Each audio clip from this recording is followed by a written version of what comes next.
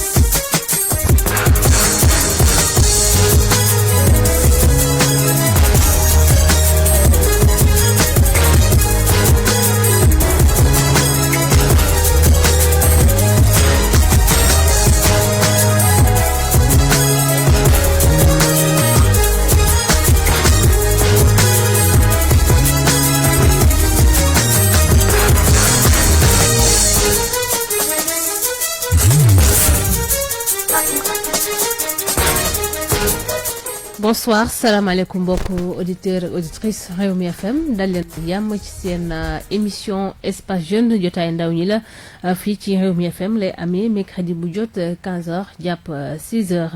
tey ñu dalal Moustapha Sy donc il n'est plus à présenter mooy suñu coach maison ci émission bi donc laata ma koy jox kàddu bi Mor Fall ma nuyu la bàyyi la nga nuyoo teg mbokk auditeurs yi ñëw ci rubrique actualité. waaw voilà Sylvie maa ngi lay nuyu di nuyu suñu invité du jour mu naan suñu kii la rek suñu partenaire la wax ci côté saa su nekk bu ñu ko soxlaa mu teew. donc di jaajëfal ñëpp ñi nga xamante ñoo ñuy déglu ak di ñu seetaan saa su nekk ci suñu plateforme digitale ak yu ni mel di nuyu suñu technicien aussi. rubrique actualité bi. waaw actualité bi dañ koy accentuer ak li nga xamante ni moom moo xewaat jamono ji muy coow la am fa nga xamante ni moom mooy sa Casamance ak jàmmarloo yi nga xamante ne mi am ci diggante force yi nga xamante ñoo fi nekk militaire ak ñi nga xamante ni ñoom ñooy waa MFDC yi ci yenn bërëb bi nga xamante ni jamono ji ñi ngi dundaat li nga xamante ne lañ dundoon depuis at yu bëri depuis 20 ans ñu doon wax ne ñi ngi dox jàmm ngir Casamance nekk ci jàmm ñeneen ñi doon delluwaat sax ci yenn village yi nga xamante dañ ko abandonné woon mu mel ne nag loolu commencé na yàquwaat parce que ak ki nga xamante ne moom moo jiitee boobule kuréel di MFDC ak coow li nga xamante ne moo ci am ba fi mu nekk nii am na ay base rebelle yu bëri yoo xamante ne daan nañ ko nangu ci taxawaay ñi nga xamante ñoom ñooy armée bi ginnaaw ba ab cong goo xamante ne amoon bu njëkk ba ñu faatoon ci ñeent jëloon juróom-ñaar yoo xamante ne tegoon nañ leen loxo ab ñu mujj leen a bàyyi mu mel ne nag duñu taxawaat ngir def li nga xamante ne mooy opération de ratissage ngir daal di dàq ñi nga xamante ñoom ñooy rebelle yi nekk ci diggante frontière Sénégal ak bu Guinée ki nga xamante ne nag moom mooy Salif Sadio nag jamono ji dañoo jàpp ne nag dafa am mbuxum goo xamante ne daf ko am ci taxawaay ci li nga xamante ne moo nekk ci biir Casamance parce que Casamance dafa am ressources yu bëri ci wàllu bois ak ci li nga xamante ne moom mooy ay genre champs yoo xamante ne dañ fay def ay chanvre indien la ñu wax ne yooyu mooy li nga xamante ne moom lay profité wu moo tax nanguwul bàyyi li nga xamante ne moom mooy jàmm ji am ci diggante li nga xamante ne moom mooy MFDC ak li nga xamante ne moom mooy gouvernement bu Sénégal donc nag loolu nekk loo xamante ne jamono ji moom moo yëngal biir Casamance ba ñenn ñu bëri tiit nañu ba daw nañ dugg ci yenn frontières yi nekk biir Guinée ñenn ñi yenn frontières yu nekk ci biir Gambie dem na sax bañ naan sax ki nga xamante ne mooy gouvernement bu Gambie génne lu toll ci 5 millions yoo xamante ne si li nga xamante ne moom mooy seen xaalis boobu daal di koy jàppale yenn réfugiés yi nga xamante ne daw nañ dugg foofu ngir ma leen jàppale ci seen nekkin foofu nga xamante ne moom mooy biir Gambie donc mu nekk loo xamante ne fu mu nekk nii daanaka tiital na doomu Sénégal yu bëri yi nga xamante ne ñoom ñoo nekkoon foofu te doon ñaan li nga xamante ne moom mooy jàmm dellu siwaat sa Casamance donc daal mu nekk loo xamante ne fu mu nekk nii état bi war na si mën a leeral ay mbir ak coow li nga xamante ne moom moo jugaat ci ki nga xamante ne moom mooy Salif Sadio ban taxawaay lañ ko war a mën a amal ci li nga xamante ne lañ koy jiiñ ci mooy trafic bois bi nga xamante ne saa su nekk ñuy wax ne ay millions et millions yu bois dañ ko sàcc daal koy jaay fi nga xamante ne mooy Chine. merci Mor Fall. Moustapha Sy ñu dalal la bàyyi la nga nuyoo teeg mbokku auditeur Rewmi FM. auzubillah bismillah inna waliyallah salaamaaleykum wa rahmatullah alors mbégte lay doon saa su ne très sincèrement ñëw fi nga xamante ne mooy Rewmi FM alors muy suñu kër noonee la ñuy nuyoo jox ko kilifa gi muy Modou Fall un grand que je respecte beaucoup Sylvie yow itam noonu lañu lay nuyoo yi gën a kawe macha allah alors ñuy nuyu képp koo xamante ne rek tey yaa ngi toog si biir kër di taataan li nga xamante ne moom mooy émission bi di daw ci Espace Jeune alors juste dire que ne nga que ça soit ku nekk biir réew ak bitim réew parce que parfois gis nañ ne émission bi ñi koy déglu yematul ci biir réew kese man gis naa ne nit ñi niñ koy toppee en ligne et parfois nit commenté sax nga sentir que ne kii c'est une personne étrangère mais boo xamante ne au moins connecté par rapport ak li ñu fi wax parce que njëriñ bi mu am alors toujours mbégte la contentement bu rëy très sincèrement venir répondre à ces appels. Merci beaucoup le plaisir est partagé Moustapha ñu bàyyi la un petit commentaire peut-être ci sujet bi nga xam ne moo faal développé na situation bi nga xam ne moo xew fële ca Casamance ak armée bi nga xam ne jamono ji mi ngi essayer démanteler base rebelle MFDC. waaw xam nga MFDC bu ngeen di seet du loo xamante ne dafa door c'est pas gulet xam nga su doon yëf la boo xamante ne xew na sax ñu ne non ñëpp jàpp na ñu ne li fi xew tey gulet la donc mën na jaxase ñu bëri mais c'est pas la première fois bu ngeen di seet bi mooy 3 fois yoo xamante ne chaque diggante 15 ans di jàpp 20 ans dañuy gis benn affaire bu catastrophique boo xamante ne day am te saa yuy commencé day commencé si dañ leen tuumal ci dara demoon nañ ba ay trafic des personnes lañ doon trafiqué demoon na ba léegi gis nga ay bois la ñuy wax boo xoolee chaque jour day am benn prétexte bu mu commencé des fois boo dee c'est premier bi muy jël wàllu mine lañ doon wax dañ doon jékki-jékki foofu boo fa jaaree da ngay éclaté wu ñu doon poser la question qui le fait ñen ñoo ko doon def et dem na ba benn moment la ñuy commencé ñenn ñi chaque jour baaraam tuumale pourquoi présentement ñëpp dañuy wax ne Salif bien sûr parce que xam nga dañuy faral di wax ne boo nekkee ci ab kuréel nga nekk bopp kuréel gi su kuréel gi xoosoo yow lañu xoos kon bu kuréel gi xoose waatee it yow yaa xoos il faut que parfois nit ñi mën a accepter lenn la jaadu na su dara xew parce que dama doon gis yenn commentaires yi ñu bëri dañ doon wax ne pourquoi à chaque moment rek on indexe les personnes supérieures et les personnes étatiques et autres je dis bien que ne xam nga tey état bu fi mënti jaar laataa sa état bi fi nekk état yi fi mës a jaar yëpp si Sénégal buñ ne neewoon nañ siiw li nga xamante ne mooy xew Casamance mu arrêté ku si nekk waslu na sa ak mais lan mooy problème bi mooy dafa mel ni benn góom boo xamante ne góomu nawet lay doon góom la boo xamante ne soo ko nekkee di faj danaan tekk mais boo teggee sa loxo rek da ngay jékki-jékki gisaat mu jóg donc posons-nous la question xëy na dañoo xamul situation góom bi fan la nekk xam nga boo xamul góom fan la nekk c'est-à-dire pajooram day metti ndax boo koy paj boo ci nekkee boo laalee ba nga yaakaar ne wér na la lay gaañ sax mun na jóge ci yow waat et que Casamance man noonu laa ko jàppee tey xam nga dafa jaadu bërëb bu mel ni Casamance ku ne ràññee ko ci espace vert bërëb bu mel ni Casamance ku ne ràññee ko ci ab garab bu demee ba benn rek garab yi di wàññeeku kon dootuñu mun a wax ne amul kenn kuy bañ ne loolee des tey am na ay bois yoo xamante ne jëlee nañ ko foofu waxuma sax feneen mais ci zone bi nga xamante ne mooy Casamance parce que tey la remarque bi njëkk a def mooy zone forestière yi fa nekk yëpp boo fa demee da ngay sentir que ne am na ay disparition yenn plante donc kan moo mën a bañ ne du ay garab jóge nañ foofu maintenant lan mooy contrôle état parce que nag bu fekkee dem na ba ab dara di jóge sa biir réew di mën a génn déjà ñu ngi joxeñ baaraam tuwañe mais état it ban part de responsabilité la si am c'est partagé man su ma di que ne dama gis ñu bëri critique yi dafa wàcc si rek si benn boor il faut que ñun ñëpp qu'on soit conscient que ne responsabilité yi c'est partagé très sincèrement. merci beaucoup analyse bi pertinente na donc dañuy dugg rek suñu sujet tey entrepreneuriat la ñuy waxtaanee c'est vrai yàgg nañu wax solution bi ngir ñu xeex chômage fii ci Sénégal entrepreneuriat la gis nañ gouvernement bi jéego yi nga xam ne mu ngi ko ci def notamment financement des jeunes donte sax financement yi ñëpp ne nañ dafa demee boor ñi ngi financé mais demee na boor mais gis nañu jeunes yi tey ku ci nekk yaa ngi jéemal sa bopp bëri na ñi nga xam ne am nañ ay idée de projet bëri na ñi nga xam ne sax am nañu sax fonds mais xamuñu naka la donc loolu lañ fi fas yéene waxtaanee ak coach Moustapha Sy xelam màcc loolu ci wàllum entrepreneuriat tey coach laaj bi ma leen njëkk a laaj ndaw bi nga xam ne tey moom am na idée bëgg na par exemple taxawal salon de coiffure wala bëgg na par exemple di jënd pour jaay wala bëgg na def élevage fan la war a jaar naka la war a def ba taxawal ko. waaw merci Sylvie xam nga quand on dit prendre rendre foo déggee rendre am rek c'est-à-dire rendre na nga si xaar maanaam revenu nga si xaar mais revenu boo xamante ne daal laaj coono. Et entreprendre c'est deux choses boo dee seet à la fois c'est entrer et prendre tu entres tu prends. Maintenant pour entrer dans une chose il faut que nga comprendre la chose bi ngay dugg xam nga tey nit mun na bëgg a teg salon de coiffure mais boo jàngul coiffure boo tegee du sotti. kon donc c'est comme si nga jël ay millions yoo xamante ne da nga kaa perte. loolu moo tax bëri na ñuy entreprendre mais. absolument c'est-à-dire maîtriser wul xam nga domaine bi soo ko maîtriser wul. même bu ñu indi woon ki gën a aay ci domaine bi mu lay coacher tu vas pas réussir parce que déjà yow mi nga xamante ne yaay ndey mi yow mi nga xamante ne yow yaa sabab lu yëf yi bu fekkee yow comprendre loo yëf yi mooy la ngay def da ngay fecc rek ci nax sa alors l'idéal c'est quoi d'abord il faut que ndaw ñi nga xamante ne ñoo bëgg di entreprendre moo xam ci domaine bu ñu bunti nekk mais ñu dem tàggat seen xel ci wàllu domaine boobu ba pare ba am si connaissance am si expérience loolee nag boo ci amee xam-xam c'est-à-dire su boobaa xel koom lay doon maanaam xel lay doon bu la indil koom c'est-à-dire su boobaa sa xel mi comme la lay jural mais bu fekkee par exemple tu veux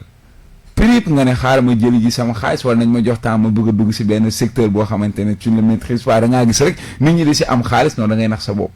commençons toujours par le commencement mooy benn xam nga boo xoolee un projet ça commence toujours par une idée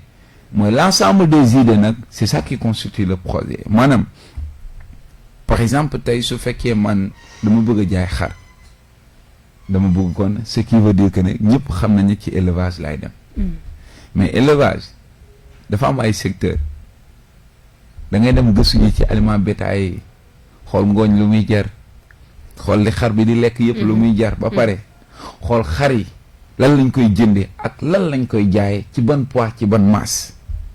su boobaa di nga xam ne it diggante masse bi su ma ko bëggee am durée bi ñaata lay doon mu doon durée bu déterminé sinon su fekkee damaa gis ñëpp di jaay 500000 ma yaakaar su ma jëndee xar damay jaay 500000 alors que benn maa ngi jënd xar boo xamante ne je l'ai acheté à 80000 te nit bi ko jaayee 500000 te jëndee woon ko 80000 da kaa yar ci 2 ans man boobu kaa yar ci benn at kon donc ça c'est un problème mënuma am loolu. c'est juste ma jox leen benn exemple par rapport ak élevage beneen bi mooy par exemple su fekkee xar bi ma jënd leer na ma leer yàlla su ma ko jëndee 500000. wala su ma ko jëndee 100000 francs mënu ma ko jaay 500000. et 100000 francs boobu ma ko jëndee xar bi laataa muy yegg 500000 la mu war a lekk war na dugg ci 400000 wala 500000 encore. donc 100000 plus les 500000 ça vient déjà xar bi di kenn ma 600000. alors que xar boobu en masse loolu lay jar donc il faut que xam nga commençons toujours par le commencement gis nga nit mënoo tëb rek am lu ngande. lu daw ngay dooree par exemple si je prends l'exemple ci ñun. laataa ñuy jaay ay xar ak ay leneen ak leneen mais ay cuuj lañ doon yar c'est-à-dire nank ngay def commencer dem étape par étape léeg-léeg salon de coiffure d'accord nit bi day dem formation day jàng ba nga xamante ne am na diplôme moom pour mu lii mais na commencer benn ci ban secteur fan lay dugg imaginer nga demoon di ubbi sa salon foo xamante ne kenn xamul la loo ay kenn du fa dugg parce que am na keneen kuñ gën a kóolu commencer sa koñ par exemple ubbi fa xam nañ la ndax balaa ngay am sax foo tijji xëy na yaa doon ñëw seen biir kër ci yow lañ doon fréquenté yaa ngi leen doon make up yaa ngi leen doon cappal ñuy nice su boobaa ñooñu suñ demee ba gis la nga tijji dañuy ñëw parce que dañ naan yow ba dara dul dara yéen ñaar la woon et que ñooñu nag ñuy influencer ñeneen ba nit dina la gis sa kanam sax Sylvie nga comme sama maquillage nu mu naay ni simple et c'est belle di ne la ku la defar boobu mooy indi que ne communication bi dina jàll système bi dina jàll mais bu fekkee par exemple déjà prip jàngoo ko ñaar waxuma la jàngoo ko da nga see xaw a ñu di wan la tuuti rek nga yaakaar ne xam nga lépp xale mooy Sénégal daa dëgër fit Sénégal daa bëri lépp lu bëri loo xamante ne bëgg na ko jël sax dem ba moom da koy jàngale te jàng ko et quand je dis jàng ko mooy non il faut qu'on soit certifié le coaching qu'on fait nous je vois pas mal de personnes qui font du coaching le coaching en quoi si nous prenons notre cas ñun on a fait France on a fait mondial coaching on a fait pas mal de pays dem da ngay def test pour nga am sa certificat de coaching test c'est ce qui est normal maanaam tu fais 6 mois nga def sa phase 1 phase 1 bi bu jàlloo dis-toi que ne am nga beneen 6 mois encore booy retourner waat amee donc yow su boobaa am nga aptitude nga def leen c'est pareil par rapport ak l'entrepreneuriat xam nga ñu bëri ñu nga wax réew mi doxul financement ñaata financement ñoo fi jàll mais c'est-à-dire benn on n'a pas financé les personnes qu'il faut parce que ça reste d'une manière boo xamante ne ñëpp xam nañ ni ñuy financer au Sénégal peut-être après on va en revenir et que beneen bi mooy it ñan ñuy financer xam nga mënoon nañ financer ki ñu bañ a financer sax mu am résultat mais xam nga du am résultat on a financé une personne boo xamante ne laataa ñu koy financer dañ ko waroon jàngal ba pare maanaam dañoo sauter étape ci moom xam nga tey su ma la waree financer mën naa la financer c'est-à-dire bañu ma ñu financer la yow mais comme dem na ba yow laa yéene financement bi ci domaine bi ma lay financer ci secteur boobu ma lay financer naa la yóbbu par rapport à la formation bi nga pare ba ñu former la su boobaa nag waaw kay mais gis nga loo amul xam-xam non loo jàngul mënoo ko tari non Sénégal dañuy ne financement rek ñëpp daw non man nag benn côté man du ma d'accord ak sama waay amul tax bismillah parce que à chaque fois Sénégal dañ naan Sénégal daa dëgër fit te Sénégal je pense que dëgër fit boobu moom moo def benn pays boo xam ne dafa nekk lu exceptionnel parce que ñu gis ñu bëri ñu réussir ci waar ñu di def entrepreneuriat kon ni koy waxee pour une première fois ñëpp ci domaine yi ñu lancé wu xamuñu ko jànguñu ko donc buñu ne jeunes yi nga xamante ne léegi gis nañ jeunes yi dañoo bëgg léegi yarum yar ay yarum pigeon te xamuñu lan mooy élevage jànguñu ko mais aussi ñu ngi si réussir donc buñ ñëwee bëgg ñoo jaarale ci li nga xamante ne mooy d'une façon théorique ne booy entreprendre il faut connaître le secteur alors que nit ki mën na am benn diplôme en journalisme mooy moom day dem créer ji li nga xamante ne moom mooy élevage bovin te xamu ko léegi donc day faal doguma la dama ci exemple bu ndaw bi nga wax rek laay jël xam nga ñu bëri ñu ngi yar ginaar te xamuñu ko ñu ngi réussir te xamuñu ko mais dis-toi que ne ku yar 100 ginaar te xamoo ko 50 ginaar dina dee 50 ginaar dina soox te doo ko xam maanaam say ginaar dinañ am yu feebar di wàllante sax parce que jàngoo ko pour une première fois voilà ok c'est-à-dire loolu maanaam loolay cee xante xam nga maanaam soo demoon gëstu ji ko laataa nga ciy dugg su boobaa di nga xam ginaar bi xoola ginaar buy soox kaa boobu gis naa ko da ngay xam sa ginaar buy soox di nga xam ginaar bi am na toogin bu muy toog da ngay xam kii dafa feebar wàllante ginaar li garaaw si ginaar mooy benn mun na feebar boo ko teelu ràññee ba génne ko yeneen ñëpp lay wàll yeneen ñëpp dee dama jël exemple tey xar par exemple xar loolu c'est-à-dire ñoom seen maladie ñooy wàllante benn may feebar ci gétt yu bëri feebar léegi imagine xar bi nga xamante ne naan noo ko mu commencé nga jox ko benn poids bi muy lekk di lekk tànk yi dootu ko attan parce que xamoo sax régime alimentaire am lan la handicapé loo nga xar bi xar ba handicapé kan moo koy jënd ñaata xaalis nga def ci biir xar bi yaa ngi perte mais est-ce que jël ko ñu xoolaat bokk naka la ñuy def ba contextualiser le terme entrepreneur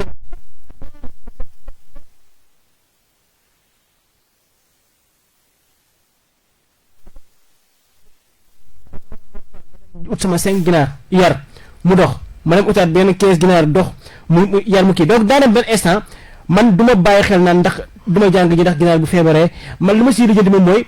naa am profil rek naa jël benn keesu ginaar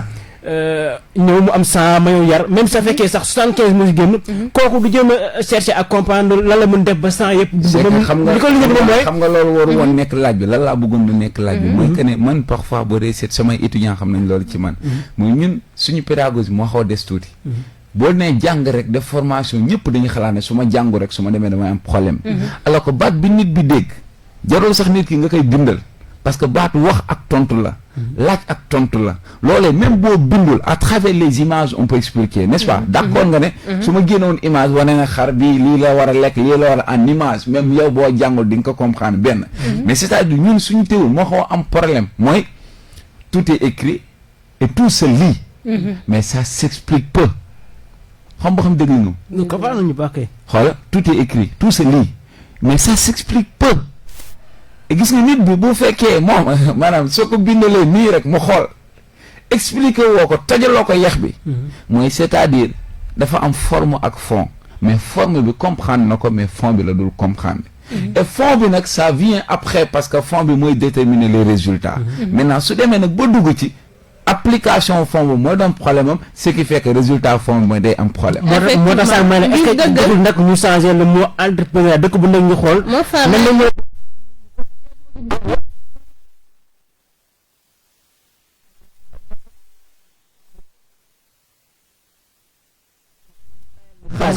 xam nga baat bi mooy mën nañ bañ a changer entrepreneuriat autant pour moi entrepreneuriat mën nañ ko bañ a changer def entreprendre mën nañ ko bañ a changer mais xam nga tey boo dee seet baat la bu ñu topp ñun bi ñuy xale ba léegi ba tey ñu ngi koy déglu je me rappelle bien bi may dem bëgg a nekk spécialiste en entrepreneuriat di def coaching maa si gënoon nekk xale ki gënoon yées ci at 43 ans la amoon et c'était un Belge. Maintenant ñoom seen question moo nekkoon les Africains yi doon ñëw foofu c'est des personnes âgées de plus de 40 ans 45 ans pourquoi moi je suis jeune je pas cherché autre chose et dit mais attends l'entrepreneuriat c'est pour la jeunesse non mais on finance qui la jeunesse qui travaille la jeunesse kan moo soxla koom ku soxla sukkandiku la jeunesse à quoi ça sert que les vieux viennent ñu ñuy jox loo xamante ne xam nga leer na la leer yàlla Modou Fall tey su mag doon jàngale mooy jàngale moom mu ngeen am lu sànge yéen ñaar ba yenn laaj yi sax amul gag-gag mais man ak yow du am loolu dañuy déggante bu ñuy wax te di nga am sañ-sañ wax ma loola neex parce que da ngay xam ne ci fair play ngay dox mais par exemple benn dëkk xam nga maanaam yooyee suñ po nee naa ñu problème pédagogie la ñu am mais du problème ay entrepreneuriat ak yooyu de nit dina xoola y'a les formations depuis ba nga xam ne non depuis bi ngay dégg moom bi ba tey yaa ngi dégg ay formation en entrepreneuriat mais est-ce que les gens ont été bien formés loolu problème bi. loolu problème la. avec quoi on les a formés bonne orientation lañ am. bon système d'incubation lañ am. c'est-à-dire yooyu mooy suñu problème mais bu weesoo loolu parce que tey bëri na suñu yaay yu fi nekk di entreprendre te jànguñu ko. jàkkati jéem yaa ngi fi. waaye boo tax mooy demal sa bopp naka la nit mën nga koy jàngale ñu demal boppam alors que moom bëgg na demal boppam donc. moo tax ma est-ce que waruñoo xoolaat duñ naan formation en entrepreneur waruñoo xool leneen. waaw léegi lu ko mën a mën tuddee mais boo nee formation en entrepreneuriat. sama benn mbokk séeréer bu nekk fële ci au fond de fi nga xamante ne moom mooy mbirkilaan wala fenn nga ne ko formation en entrepreneuriat naan man lan laa def formation parce que moom moo formation moom moo koy déranger. ba danaan tal ma fu ma bindi këyit rek aw ma temps parce que liñ naan liñ ma jàngal mën naa ko defee sama bopp. léegi nag kaay ma wax la formation entrepreneuriat pourquoi c'est quelque chose qui est indispensable et nécessaire pour la vie d'une personne bu bëgg a tekki. ñu bëri ngi liggéey ñu bëri am nañ fuñ jàpp te def ñu formation en entrepreneuriat wala formation en technique d'entrepreneuriat ñaar yooyu ndax daal waaw xam nga technique d'entrepreneuriat day ñëwaat ci entrepreneuriat c'est-à-dire soo déggee ma wax entrepreneuriat dama la wax de manière générale maanaam tey su fekkee da nga nit ki da nga ko defal formation en entrepreneuriat wala nga defal ko ci benn branche bu ñuy wax technique d'entrepreneuriat tey boo ko jàngalee loolu xam nga la koy dimbali mooy suñu yaay boobu nga xamante ne jàng ko woon te mu ngi doon jaay jënam chaque jour mu am xaalisam mais fan lay investir ak lan la koy jural sinon dina entreprendre pendant 15 ans ci benn domaine rek lay des alors que pourtant léeg-léeg nga gis nit nekk ci 1000 domaines li tax xam ne domaine bi commencé na ko maîtriser domaine bi am na koppar boo xamante ne mun na ko jural beneen domaine boo xamante ne day doon complémentarité ak par rapport ak domaine bi ce qui fait que dina am 1000 entreprises ci benn koom boo xam par la force ku manqué la kii moo koy indi kii moo koy mottali kii moo koy mottali kii moo koy mottali est-ce que gis nga donc kooku li tax parce que dañ kaa jàngal système d'entrepreneuriat parce que léegi comprendre naa nag bu baax li ngay wax parce que yow au moins jël nga bàyyi ci réew yow yaa ngi xalaat ñooñu nga xamante ne ñoo ngi au fin fond du Sénégal benn yaa ngi xalaat kooku nga xamante ne toogul banc école yaa ngi xalaat kooku nga xamante ne xëy na est-ce que am na sax jot gi pour mën a dem ñoo gëstul ko wala ñu xamal ko lan mooy li nga xamante ne mooy entrepreneuriat mais nag defe naa benn mentalité su dee ñi suñu biir ñëpp dinañ am jotu dem jàng ji su la leeree ne la nga bëgg dërëm nga siy wut parce que comme on dit bu ñuy ànd xaalis c'est pour avoir de l'argent mais bu fekkee dërëm nga ciy wut il faut ñu jàngale ñetti mbir noo koy wutee boo ko amee noo koy gérer kaay c'est un problème mbir ñu nga am xaalis mais xam ñu nañ koy gérer léegi ce qui fait que soo xamul nooy gérer sa xaalis da nga naan li ma dugg doxul bëgg a changé jiwaat leneen au final da ngay taayal da ngay bàyyi parce que xëy na yaa xamul nan nga koy doxe et la troisième et la dernière mooy que ne c'est-à-dire leneen lan la mën a juraat on ne s'extende pas doo des benn boor pose-toi la question ana leneen lan la mën a juraat te yaa ngi yar xar yaa ngi jaay xar mais benn moment donné mën nga jékki-jékki xar bi su doxee ngay jaay ngooñ pourtant ngooñ xar bi da koy soxla gis nga yow wàññi na la déjà jëndatoo boobu mais yaa ngi koy jaay ñeneen ñu mel ni yow ñoo xamante ne ñoo ngi jaay kon gis nga ñoom li ñuy def yaa ngi koy def mais yow rawee nga leen benn secteur mooy yow yaa ngi jaay ngooñ léegi ñoom ñëw si yow di jënd ngooñ bi est-ce que gis nga jaay nga ngooñ ba mu jékki-jékki commencé jaay mooy xoola collier cakk yi xare di takk décoration yi la ñëw ak yooyu à force que ñu lay fréquenter tu deviens un professeur pourquoi parce que chaque jour nit dinañu laaj la lan laa war a jox sama xar mais tu deviens un apprenant bu am solo mooy nit dina ñëw di jënd si nga laaj ko ban race la am mu ne la race tel nga xam ne kii chaque jour muy jënd si li kon race bi war naa am résultat wu li su boobaa mun nga ko jël essayer wàlla donte yaa ngi leen di jàngal mais yaa ngi xamaale coach bëggoon naa ñu wax ci système financement bi sànq yaa ngi koy wax koo xam ne tey mi ngi entreprendre xamul dara ci li nga xam ne domaine boobu lay entreprendre man gis naa un jeune boo xam ne état bi moo ko financé à hauteur de 2 millions pare ne ko force da ngay def dara parce que dina am suivi boo xam ne dinañ ñëw di xool ndax yaa ngi def xelam dem ci poulailler mu defar poulailler sans pour autant mu am ci expérience dugal na 100 ginaar moitié bi yëpp dee na pour une première fois laataa ñuy def supervision bi deuxième fois déglu rek deuxième fois mu dugalaat ginaar yi dañ dem ba màgg amul fu mu ko rey dugal ginaar di dee benn donc tey est-ce que jotul ñu xool kan la ñu war a financer waaw xam nga étude de milieu mooy ñëpp xam nañ ko parce que xam nga loolu pertement la yow nee nga da ngay xeex chômage financer koo xam ne da nga ko forcer koo xam ne pour mu monter dara te xamul lan la war a def du coup millions yi day xam nga deux choses da ciy am état day am part de responsabilité mais ñun itam ñu am part de responsabilité gis nga réew li koy defar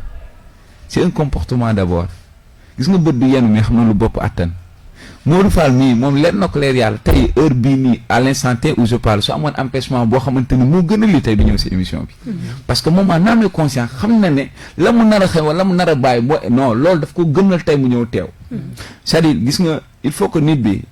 boo amee yooyu genre d'appréciation si sa dund rek mooy doo sonn mais ñun lii suñ problème mooy ñett ci financement da ci am ñetti problème yu ñu am benn Modou Fall moom lañ dénk kuréel bi nga xamante ne wàllu financement la nekk Sylvie nitam nga yow moom mooy teg na la côté teel da ngay am financement laataa sax ñu xam lan mooy sa projet benn ngi noonu mooy maanaam yow laataa ñuy xam lan mooy sa projet ku ma am ndey ak ku ma amul ndey mooy yow da ngay am léegi kooku noonu par la force boo ko joxee day créer dara amul temps wu dem gëstu ji lan la siy jàng mais imagine bu ñu waxoon dañuy def appel mooy toute personne boo xamante ne tu as été attesté ci benn domaine indil attestation boobu ñu essayer ñu xool la ñu financer la ci boobu domaine su boobaa c'est une très bonne condition loolu tekki na ne même bu supervision bi boo toogee sur place parce que tu as financé des personnes de haute facture tu as financé des personnes yoo xamante ne ci domaine boobu ñu nekk dañ see gëstu ba am ci xam-xam kon par la force dañuy créer emploi et d'habitude boo ko defee noonu c'est di nga sentir que ne ñooñ nga nar a financer c'est des personnes yu la xaarul woon yu sax commencé et gis nga kii commencé te xaaru la soo ko joxee doole xam nga lan mooy résultat am naa ne bërëb rek ba jox la li nga moom yeggali maat c'est-à-dire boo xelaat yëpp loolu la dafa mel ni koo fekk muy waar nga lebal ko xaalis ne ko jaar waar solom bi jiitu mooy kañ laa lay fay yow tego rek ba jël sama bénéfice continuer sa léegi nga xam ne damaa moom sama bopp est-ce que dégg nga ma parce que mënoo entreprendre lu dul da ngaa moom sa bopp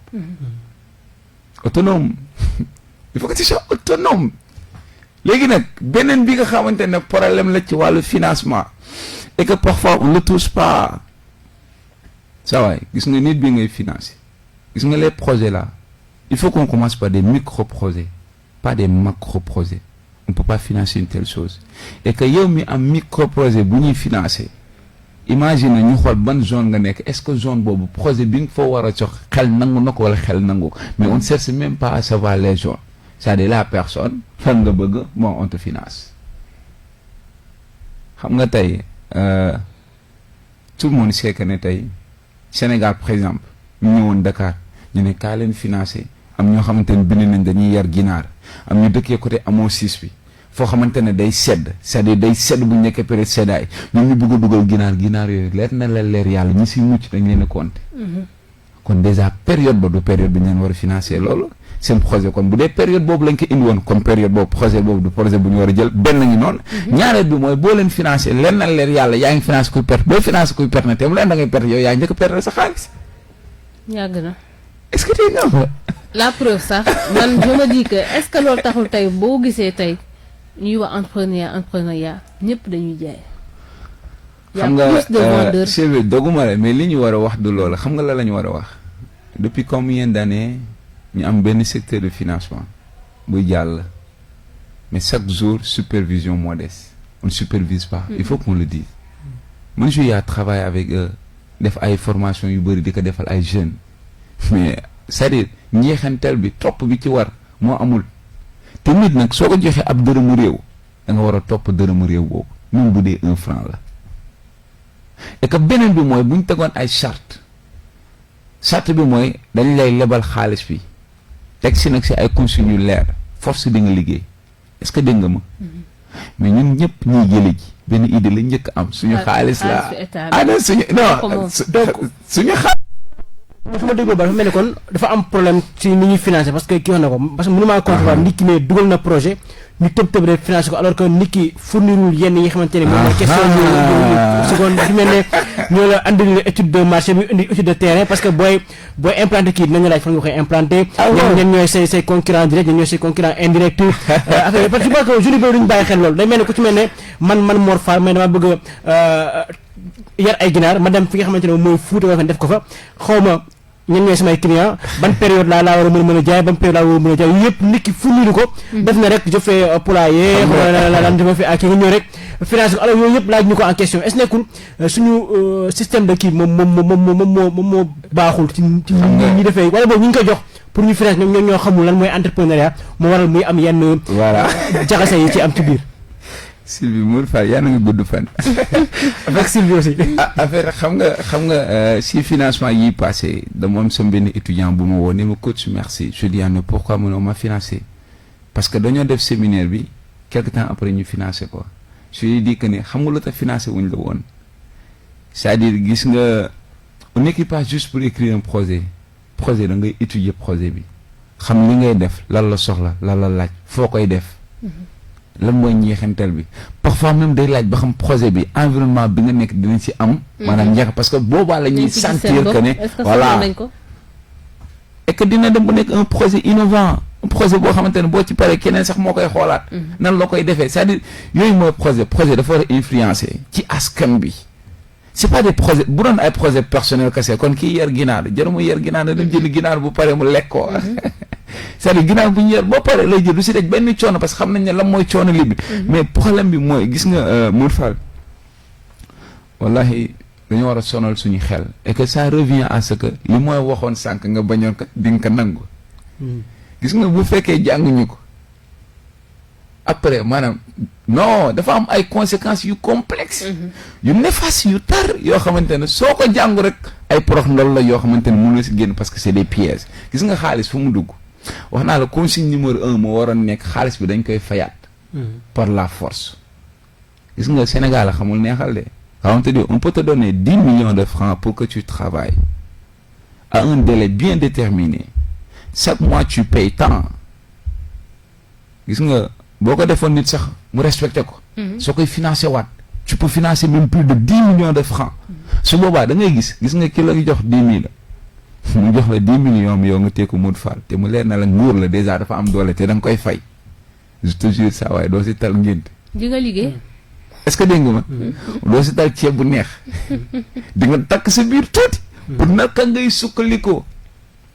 mais nous on sait bel et bien que c'est pas la première fois c'est pas la deuxième fois c'est la énième fois yoo xamante ne gis nañ depuis bi financement yi di am on finance des personnes et que pouf fu mujj pas de suite pas de suite mais problème bi nag moom mooy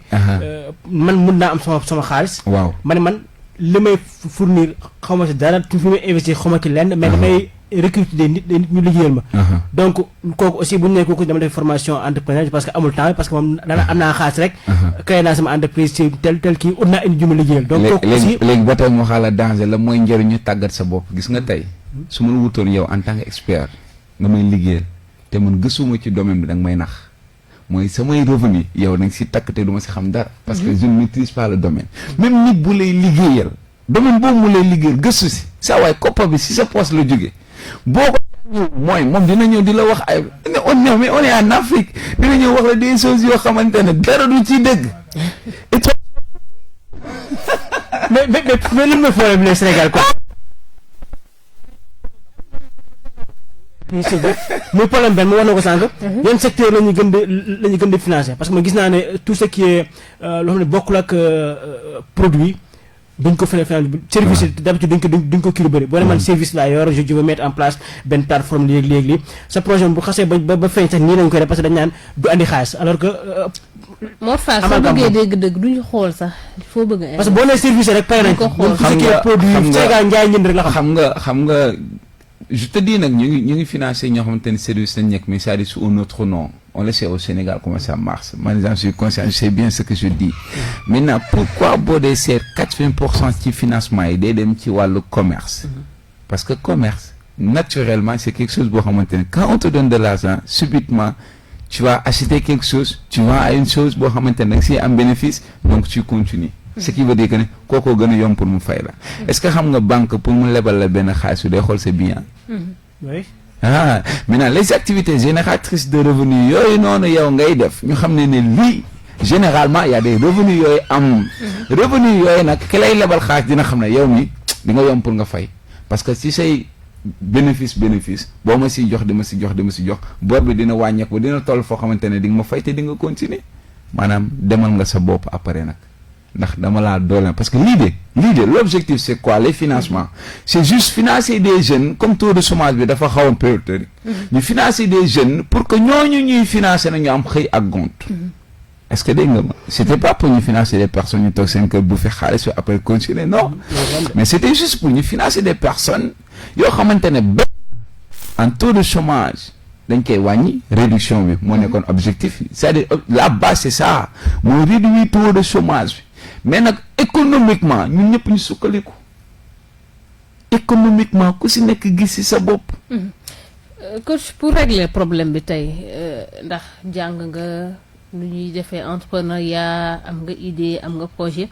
est-ce que jotul tey parce que gis nañu programme yi nga xam ne moom la ñuy jàngale amul benn spécialisation y a peu d'opportunités nga am qualification ci école yi jotul tey ñu xoolaat programme yi nga xam ne moom la ñuy jàngal xale peut-être inclure ci li nga xam ne moo di entrepreneuriat du coup nit ki bu demee ba màgg soxla financement soxla entreprendre jarul muy xool gauche ak droite naka la ñuy defee entreprendre day fekk yoo xam ne jàngoon na ko déjà. xam nga c'est le système éducatif sénégalais bon je le dis il y a pas mal de choses yoo xamante ne c'est à rectifier. ñun ñuy jàngale xam na parce que boo xool ñun suñu parents yi programme ba doon jàng ñun moom la ñuy jàng ba pare li garaaw mooy da ngay dem ba nga am sa bac nga door a nekk spécialiste en tel domaine boo xamante ne maanaam quand on dit médecin en formation. non di nga gis sax am bac ba pare di nga gis sax am bac di réfléchir xamul lu mu war a def soo déggee ma wax la loolu c'est-à-dire imagine une personne bac d'habitude 16 ans 17 ans voire 18 ans parfois même nit ñi dem ba am 20 ans nga door ko am et que spécialité bi ñuy laaj fii c'est expérience 5 ans 4 ans donc déjà yow tu as 25 ans bientôt 30 ans et tu n'es pas encore spécialiste dans un tel domaine déjà benn problème mu bi jiitu mooy loolu alors que ñaata doomu aadama la ñu gis ñu jàng xaajuñu ba yegg bac sax seen jàng yàqu mais kooku boo ko jàngaloon école naka la ñuy wutee koom su boobaa même bu jàngam yàqu dina wuti koom du sàcc du defe ji leneen lu garaaw parce que mooy c'est xam naa fan laa war a jaar merci xam na yan zone la war a dem occuper ji pour que mu mën a am koom pour mën a jëriñ boppam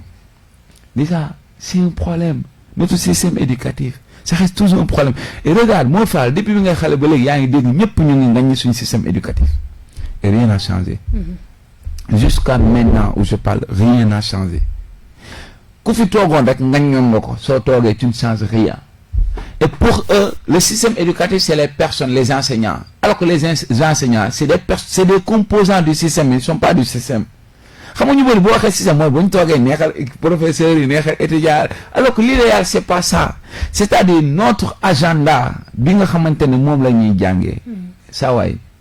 gis nga guerre bi sama papa jàngoon 14 yi moom la ñuy jàng moom la keneen ba keneen léegi ak suñu jàng rakk yeeg suñu doom yi moom la ñuy jàngal. suñu maam moom la jàngoon donc xam nga ça c'est un problème benn changeons le système éducatif suñu contenu ñu xool naka lañ koy defaatee les programmes on les change de manière boo xamante ne nag mooy nit bi day c'est-à-dire day compatible par rapport à la vie actuelle. Voilà suñu réalité. Parce que nous on apprend que la vie ancienne. Et on apprend des choses yoo xamante ne seetlu au Sénégal 80% c'est dañuy jàng c'est l'étranger. On fait apprendre autre chose même noo xëy c'est-à-dire ñaata affaire la doomu Sénégal a créé mais tey on nous parle de Christophe Colomb des découvertes des personnes non mais attends pourquoi on parle pas de Mor Fall qui a arrêté pourquoi on parle pas de Magning qui a fait Rewmi FM non mais on parle pas ça suffit si ay parler est-ce que on doit aller vers la pratique parce que mën nga concevoir ñun ñu nekk en classe de seconde ñu naan ñu wala boog en classe troisième prenez benn bout de pain vous le mettez dans un tube à essai def benn liqueur à chaud bu la joxe xamal lan nag rouge brique ça prouve que yaa xamal lan am na saccharose xamal affaire yooyu te loolu boo demee en Europe ñoom dañ koy pratiquer dès bas âge li nga xamante ne moom mooy bain-marie def ci léegi li pour nga xam température ba léegi alors que ñun fii lépp à part ñoo la demal dagg ay xob nga def ko ci feu bi xaaral ma appuyer li nga wax par exemple en Europe la science tu portes une blouse pour montrer que tu es en série S. Tu pratiques la science tous les jours. Tout ce que tu apprends, tu le pratiques. Les pour le jàng da ngay pratiquer sur le mais par exemple chez nous mooy par quinzaine ngay dem labo. par 31 mois ngay dem labo. alors est-ce que kooku comparé ak nga jàng pare sax doo dem labo. université non pour 6 leçons tu parles dem labo ci benn expérience. alors que keneen ki mooy chaque expérience day dem labo. c'est-à-dire moom labo bi sax day nekk moom dans sa classe. voilà mooy expérience bi da koy théorie en même temps pratique lay def. doo fàtte mais imagine nga def 1000 théories pour 2 pratiques. donc on nous impose un système boo xamante ne ça nous fait que nous enfoncer dans li nga xamante ne daf lay delloo ginnaaw bu nga dégg-dëgg parce que daf lay buure gis nga Charles nous en tant que psychologue. mais est-ce que ñun ñoo ko nangu parce que ñun ñuy wax ñun ñoo yor système bi ñoom seeni doom duñ leen bàyyi ñu nekk ci benn système bi nga xamante ne c'est trop théorique comme benn anecdote ko xamante ne c'est un professeur boo xamante ne nee na doon jàng benn élève am à l'université je pense que 4e année la nekk mu ne ko formule yi ñu jàng ci li nga xamante ne moom mooy mathématique fan lañ koy appliquer mu ne ko recopier culture bu ko bu examen ñëwee ñu poser question nga répondre lañ jàng parce que tout ce qui est factorisation tout ce qui est xam ne nag la fan la ko mën a appliquer parce que ñun je comprends pas. xam nga ndeysaan pourtant nag on ne devrait pas avoir mal en ce qui concerne la science avec les hiéroglyphes l'Égypte tout a commencé en Afrique pourquoi ñun ñu gën see yées surtout Afrique de l'Ouest defal benn remarque man je suis au niveau de l'Union africaine dans un centre boo xamante ne c'est typiquement science et defe naa am na benn kuréel bu ñuy wax Afro Science Foundation dont j'étais le secrétaire général bu géroon base de données yëpp c'est une structure qui gère tout ce qui est science et communication en Afrique et je suis le secrétaire général de cette structure mais gis nga remarque bi ñuy def mooy gis nga soo demee si yeneen dëkk africains yi nga dellu si fii Afrique de l'Ouest da ngay rus tu pars par exemple je te donne benn exemple terre à terre tu pars au Cameroun Nigeria Ghana tu te retrouves avec une fille de 14 ans buy defar oto dindi pièces yëpp da ko def mais fii c'est pas comme ça Afrique de l'Ouest c'est pas comme ça beneen bi mooy kooku dem na ba xalaat ne non moteur yi ak leneen naka laay def ba mu teg ko dem ba koy defee ci beneen base beneen matière pour teg ko dafay dem ba mu ne la sa matière cause bi mun na ko def mais defal la dynamo wala dara ba mu dox ba nga xam ne kii kon su amee les matériels qu'il faut daf koy def présente fan yi ñu ngi koy gis au Sénégal on voit des jeunes génies des jeunes yoo xamante ne ñu ngi essayer def ay innovation def ay kii matériel robotique et tout ça c'est-à-dire dans la science dëkk yu bëri Afrique dañ ñoo raw te war ñu woon raw n'oubliez pas que ñun ñoom moom Cheikh Anta Diop mais Cheikh Anta Diop ñun ñoo ko moom doomu réew mi la moo jàngal du biir africain yu bëri te jànguñu ko waaw parce que ñun on est